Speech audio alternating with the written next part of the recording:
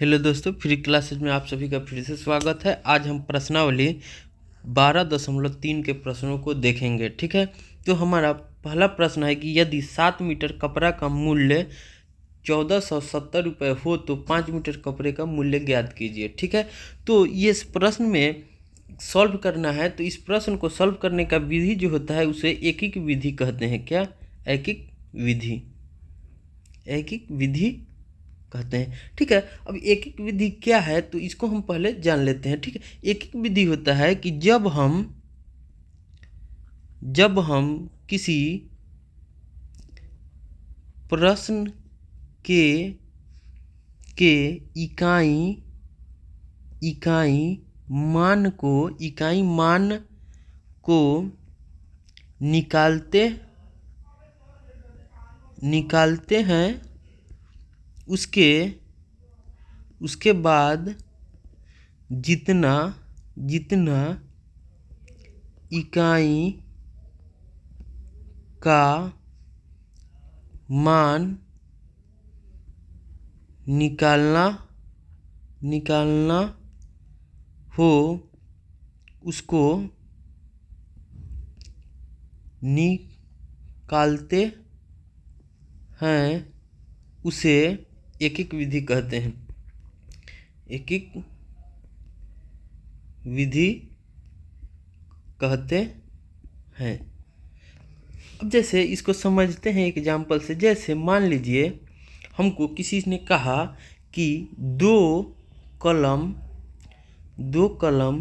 का दाम 10 रुपये है, तो आप 5 कलम का दाम निकालिए। तो 2 कलम का दाम 10 रुपये है, तो सबसे पहले हम क्या करेंगे, 1 कलम का दाम निकाल लेंगे।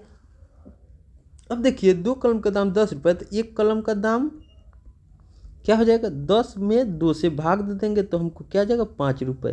तो जब 2 कलम का दाम 10 रुपये है तो 1 कलम का दाम कितना होगा, 5 रुपये। अगर मान लीजिए हमको पूछता कि 5 कलम का दाम क्या होगा, तो क्या हो जाएगा, 1 कलम का दाम है 5 रुपये, तो 5 कलम का क्या हो जाएगा, 5 गुने 5 क्या हो जाएगा, 25 रुपये। यही क्या है, एकिक विधि है। यही क्या है, एकिक विधि है। यही क्या है, एकिक विधि है।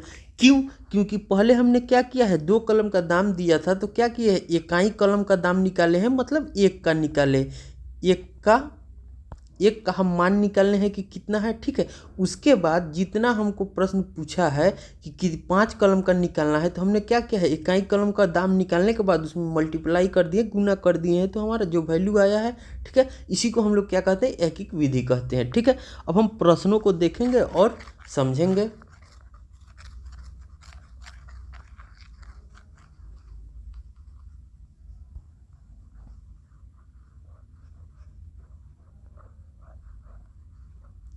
अब देखिए हमसे कह रहा है कि 7 मीटर कपड़ा का मूल्य कितना है, 1470 रुपये हो तो 5 मीटर, तो क्या लिखेंगे, क्योंकि 7 मीटर कपड़ा का मूल्य कितना है, 1470 रुपये। ठीक है, तो हम उन्हें क्या कहा है कि एक पहले इकाई निकालेंगे, तो पहले क्या करेंगे, 1 का निकालेंगे। 1 मीटर कपड़ा का मूल्य क्या हो जाएगा, 1470 बट्टा 7। अब देखिए इसको लगाइएगा तो क्या हो जाएगा, 7 दूना 14, 2 1 0, 210 रुपये। ठीक है, अब हमसे प्रश्न में क्या कर रहा है, 5 मीटर लिखेंगे, इसलिए 5 मीटर कपड़ा का मूल्य क्या हो जाएगा, 1 मीटर कपड़ा का क्या है, 210 रुपये, तो 210 गुने 5 क्या हो जाएगा, 0 5 5 दूना 10, 1050 रुपये। ठीक है, तो 5 मीटर इसलिए 5 मीटर कपड़ा का मूल्य 1050 रुपये। ठीक है, इस तरह से हमारा पहला क्वेश्चन हो गया। अब हम 2 नंबर क्वेश्चन को देखते हैं। 2 नंबर क्वेश्चन में हमसे कह रहा है कि एकता 10 दिन में 3000 रुपये अर्जित करती है। अर्जित का मतलब कमाती है, इसको समझ सकते हैं। 10 दिन में क्या करती है, 3000 रुपये कमाती है। तो लिखेंगे चूँकि 10 दिन में कमाती चाहे अर्जित बराबर 3000 रुपये।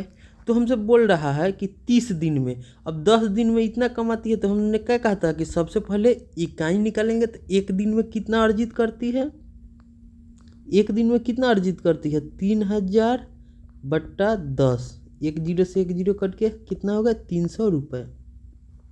अब देखिए एक दिन में कितना कमा रही है, 300 रुपये। हमसे क्या पूछ रहा है, 30 दिन। तो लिखेंगे इसलिए 30 दिन में अर्जित रुपये 300 गुना 30 क्या हो जाएंगे, 3 तिहाई 9 और 3 जीरो 9000 रुपये। ठीक है, तो लिखेंगे एकता 30 दिन में 9000 रुपये अर्जित करती है। 30 दिन में कितना अर्जित करती है, 9000 रुपये अर्जित करती है। ठीक है, यही हमारा आंसर हो गया। ठीक है, अब हम 3 नंबर क्वेश्चन को देखते हैं।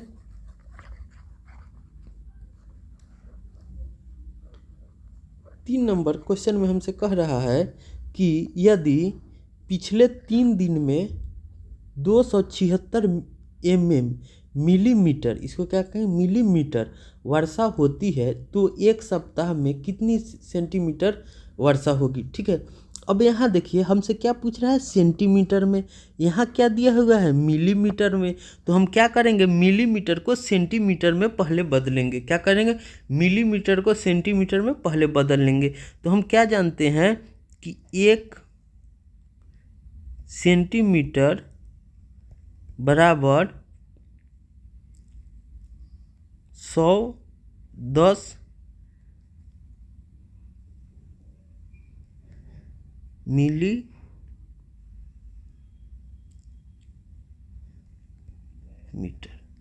ठीक है, 1 सेंटीमीटर बराबर 10 मिलीमीटर। तो अब देखिए कितना हमारा है, तो 276 मिलीमीटर है, मिलीमीटर तो कितना सेंटीमीटर हो जाएगा, तो 276 बट्टा 10 क्या हो जाएगा, 27.6 सेंटीमीटर। ठीक है, अब हम क्या करेंगे, लिखेंगे चूँकि 3 दिन में वर्षा, 3 दिन में वर्षा बराबर कितना हो रहा है, तो 27.6 सेंटीमीटर। ठीक है, तो हमने क्या कहा कि सबसे पहले एक दिन के लिखा लेंगे। तो इसीलिए एक दिन में वर्षा कितना हो जाएगा, 27.6 भागा 3। अब देखिए इससे कितना मन 9 से लगाइए, तो 9 से कट जाएगा 27। अब यहाँ दशमलव है तो दशमलव दे दीजिए, 3 से लगाइएगा 2, क्या हो जाएगा, 9.2 सेंटीमीटर वर्षा एक दिन में होती है। ठीक है, तो हम लिखेंगे 7 दिन में। तो इसलिए 7 दिन में वर्षा, 7 दिन में वर्षा, 7 दिन में वर्षा कितना हो जाएगा, तो एक दिन में हो रहा है 9.2 गुने 7, तो क्या हो जाएगा, 7 दूने 14, हासिल 1, 9 7 63 1 64, तो क्या होता है 64.4 सेंटीमीटर। ठीक है, अब लिखेंगे कि 7 दिन में 64.4 सेंटीमीटर वर्षा होती है। ठीक है, ये हमारा आंसर हो जाएगा। ठीक है, अब हम 4 नंबर क्वेश्चन को देखते हैं।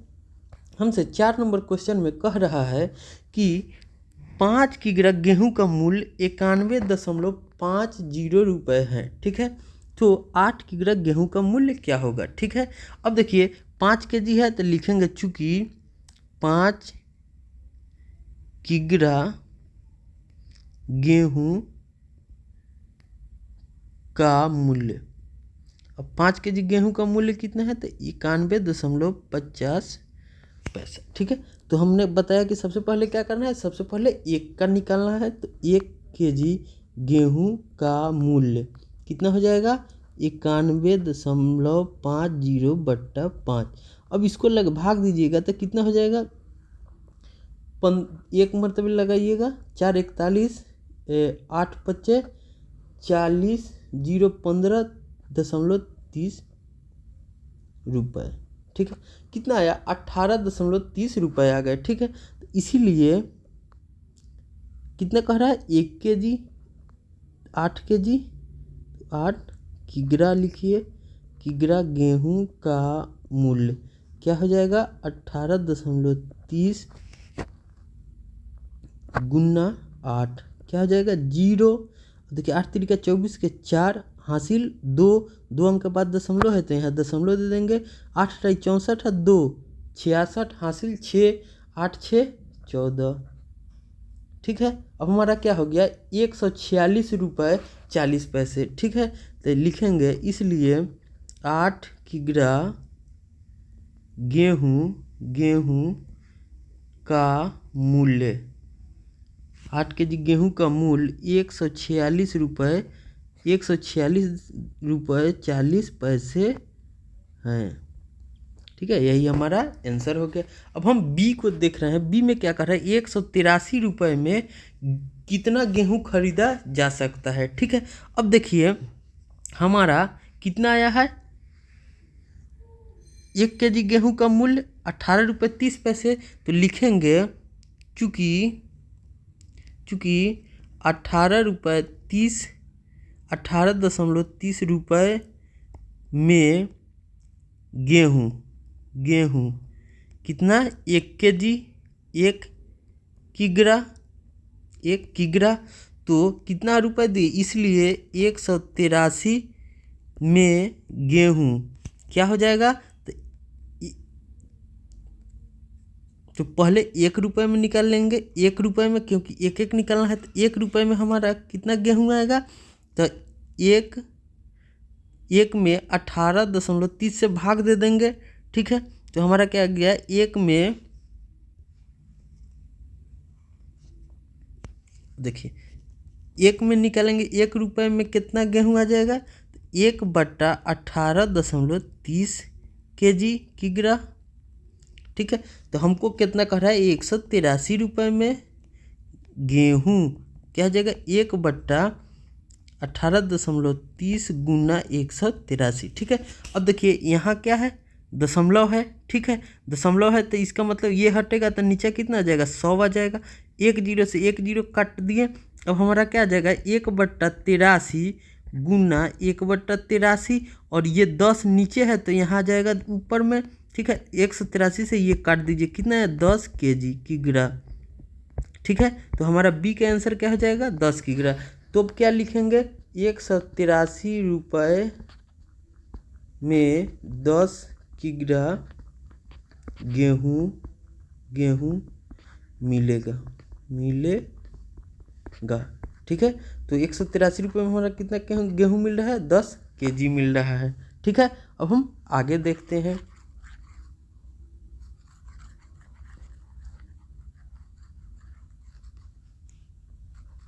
अब हमारा 5 नंबर प्रश्न में कह रहा है कि पिछले 30 दिनों में तापमान 15 डिग्री सेल्सियस गिरता है। ठीक है, यदि तापमान की गिरावट इसी गति से जारी रहे तो अगले 10 दिनों में तापमान कितने डिग्री गिरेगा।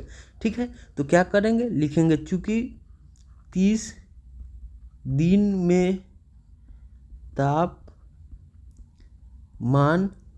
में गिरावट कितना है 15 डिग्री सेल्सियस।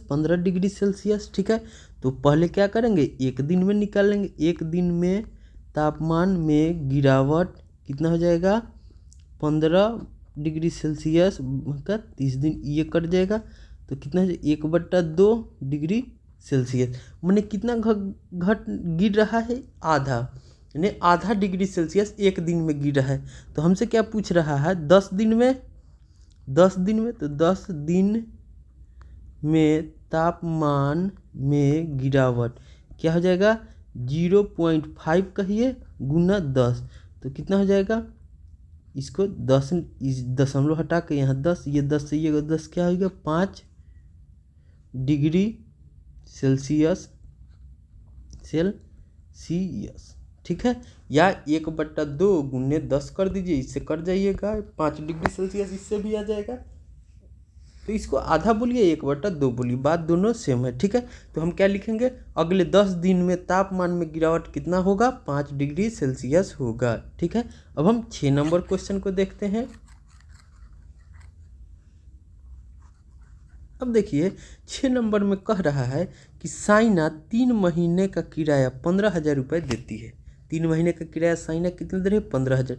तो पूरे वर्ष का किराया कितना देना होगा, तो हम जानते हैं 1 वर्ष बराबर 12 महीना, 1 वर्ष बराबर 12 महीना।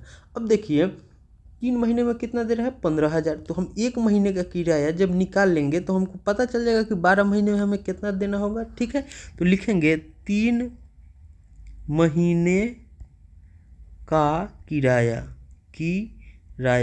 अब देखिए 3 महीने का किराया कितना है, 15,000 रुपये, 15,000 रुपये। तब देखिए तो इसलिए 1 महीने का किराया कितना हो जाएगा, 15,000 भागा 3। अब देखिए इसको काटिएगा तो क्या हो जाएगा, 5 और 3 जीरो है तो 3 जीरो दे दीजिए। तो हमारा क्या हो गया, 1 महीने का किराया कितना है, 5,000 रुपये है। तो हमको कितना निकालना है, 1 वर्ष का। तो हम जानते हैं 1 वर्ष में 12 महीना, तो 12 महीने का किराया कितना हो जाएगा, 5,000 गुने 12, हमारा क्या हो जाएगा, 12 25 60,000 रुपये। कितना हो जाएगा, 60,000 रुपये। तो क्या लिखेंगे, साइना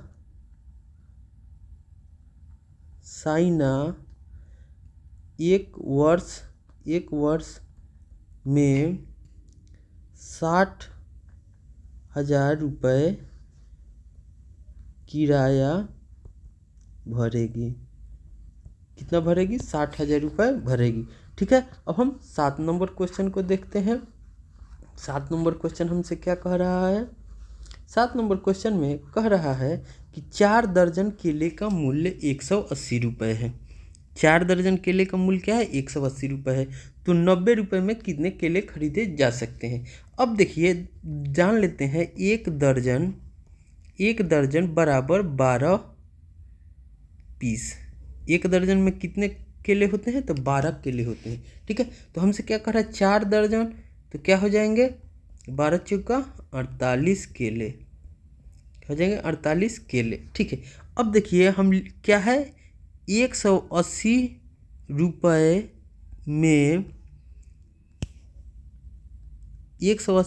में 48 केले, ठीक है। 180 रुपये में कितने मिले, 48 केले लिखेंगे। इसलिए 1 रुपये में बराबर कितना हो जाएगा, 48 भागा 180 केले, ठीक है। तो हमको कितना में निकालना है,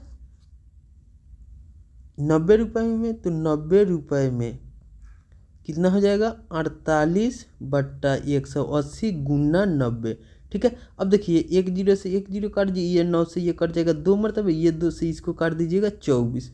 तो हमारा कितना होगा, 24 केले।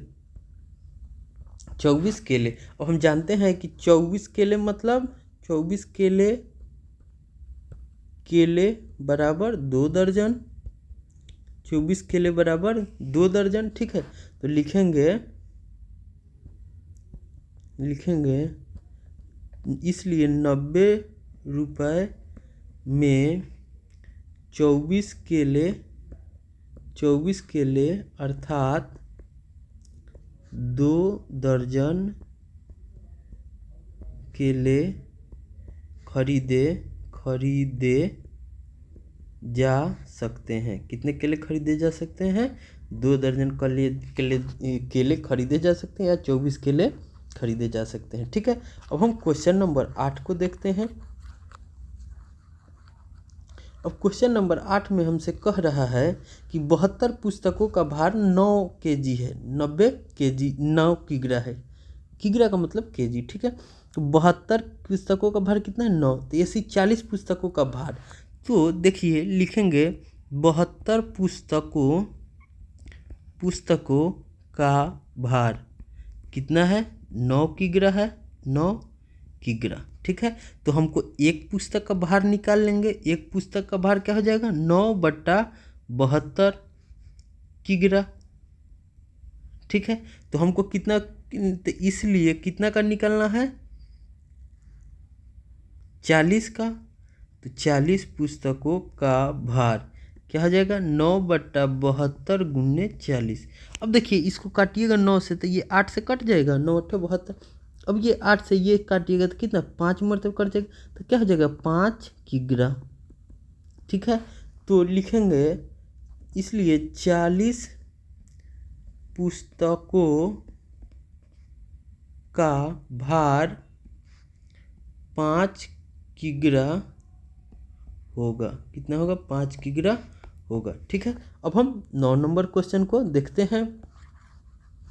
हमसे 9 नंबर में कह रहा है कि एक ट्रक में 594 किलोमीटर चलने पर 108 लीटर डीजल लगता है। ठीक है।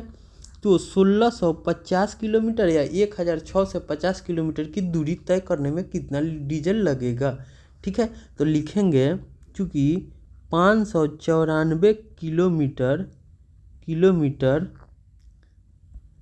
चलने पर डीजल कितना लग रहा है, 108 लीटर। ठीक है। अब देखिए, तो हमको इसलिए 1 किलोमीटर चलने पर कितना डीजल लगेगा वो निकाल लेंगे पहले। तो क्या हो जाएगा, 108/594। ठीक है। अब 4 से लगाइएगा इसमें। ठीक है। तो 4 से लगाइएगा, तो 8 × 32, 9 कर, इसी तरह से रहने दीजिए, आगे इतना लीटर। ठीक है।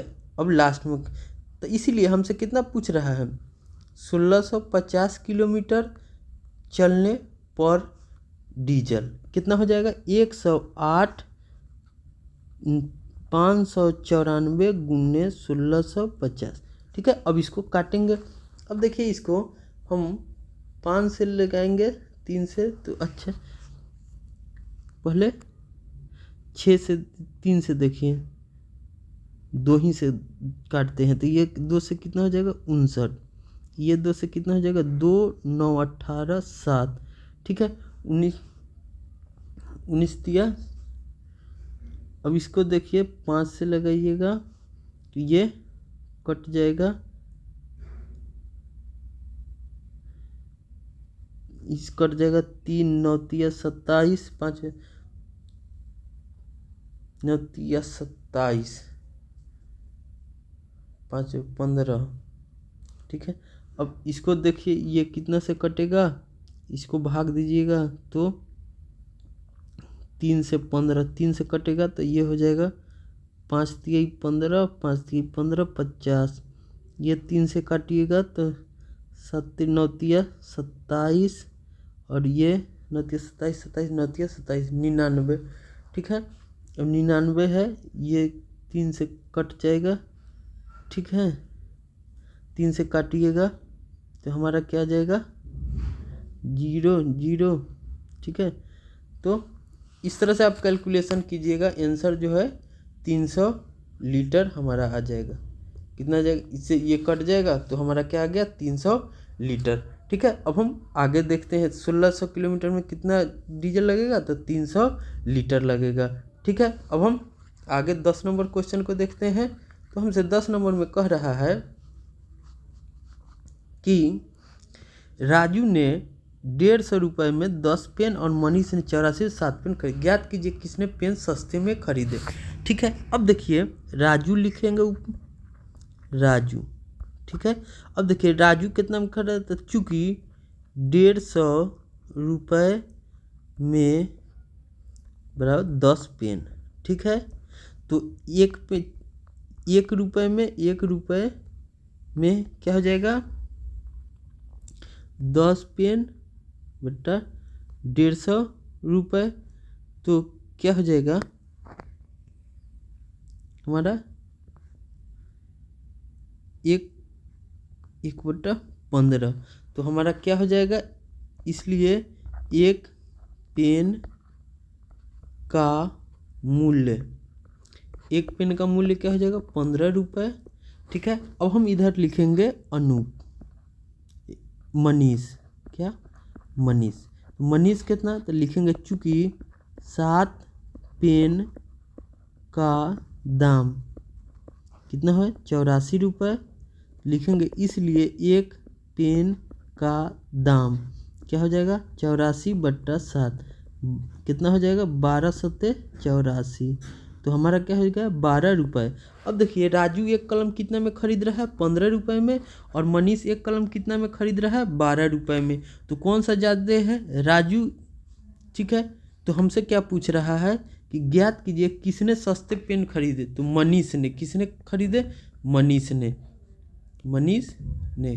क्यों, क्योंकि मनीष एक कलम कितने में खरीद रहा है 12 रुपये में, और राजू कितने में खरीद रहा है 15 रुपये में, तो सस्ता कौन खरीदा, मनीष खरीदा। ठीक है, अब हम आगे देखते हैं 11 नंबर प्रश्न को।